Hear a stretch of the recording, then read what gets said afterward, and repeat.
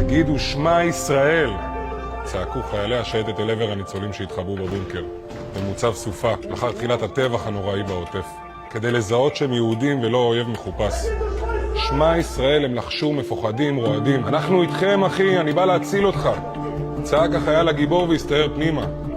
זה הזכיר לי את הסיפור המרגש של הרב הראשי לישראל, הרב דוקטור יצחק הרצוג, סבא של נשיא מדינת ישראל, שהציל למעלה מ-500 ילדים אחרי השואה. אלפי הורים יהודים החביאו את ילדיהם במנזרים כדי להציל אותם, אבל אחרי השואה לא היה מי שיאסוף אותם חזרה. ראשי המנזרים ואפילו האפיפיור הכחישו שיש אצלם ילדים יהודים, אבל הרב הרצוג לא ויתר. נתנו לו רק מספר דקות בכל מנזר, אבל איך מבררים מי יהודי מתוך אלפי הילדים הללו בזמן כל כך קצר? רגע לפני שהלך עלה לו רעיון. הרב צעק, שמע ישראל, אדוני אלוהינו, אדוני אחד. ואז קרה דבר מדהים. כף היד של 7 ילדים קטנים התרוממה מעצמה כדי לכסות את העיניים. והרב צעק בהתרגשות, אלה ילדים יהודים!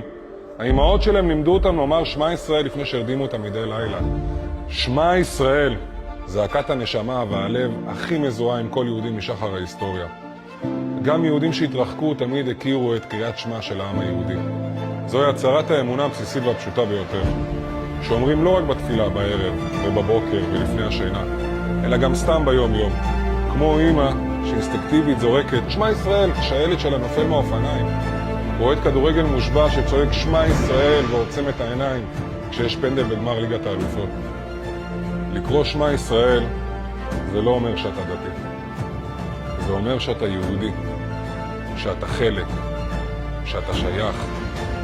לא משנה מה עובר עליך ואיפה אתה נמצא. בכל מצב תמיד אפשר לשים את יד ימין על העיניים ולהגיד שמע ישראל, אדוני אלוהינו, אדוני אחד, ולהיזכר ולהתחבר, לדעת שאתה חלק כל כך יקר וכל כך חשוב מעם ישראל.